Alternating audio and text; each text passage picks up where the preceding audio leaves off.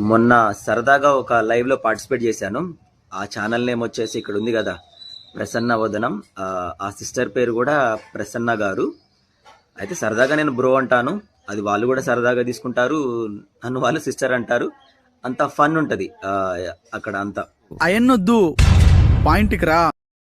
అయితే సరదాగా లైవ్లో పార్టిసిపేట్ చేయడం వల్ల ఏం జరిగిందంటే, బజ్జీలు ఎలా చేస్తారు, ఎందుకంటే నాకు బజ్జీల బండి ఉంది, అది మీ అందరికీ తెలిసిన విషయమే, నేను కొత్తగా చెప్పాల్సిన అవసరం కూడా లేదు.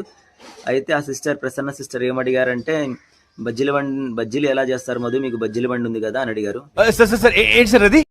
నేనేమన్నానంటే, మనకి తుత్తర ఎక్కువ కదా, మనకు కంగారు ఎక్కువ కదా, మనకు తెలియకపోయినా కానీ చెప్పేయడం అలవాటు.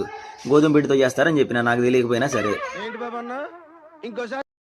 అయితే ఆ లైవ్ లో ఆమె పగలబడి అని నవ్వడం వల్ల ఆ లైవ్ హైలైట్ అయింది. బాగా ఎక్సైట్మెంట్ ఫీల్ అవుతుంది. తర్వాత నా పరువు పోయింది అనుకోండి, అది వేరే విషయం. పరువు పోయినా పర్లేదు, వాళ్ళందరూ నవ్వారు చూడండి ఆ ఒక్క 2 minutes. I feel very happy.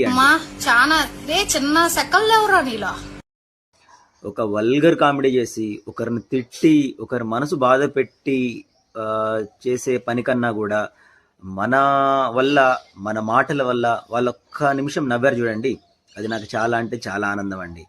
సరే, ఇవన్నీ చిన్న చిన్న విషయాలే కావచ్చు, కానీ మనసుకు చాలా ఆనందాన్ని కలిగిస్తాయి.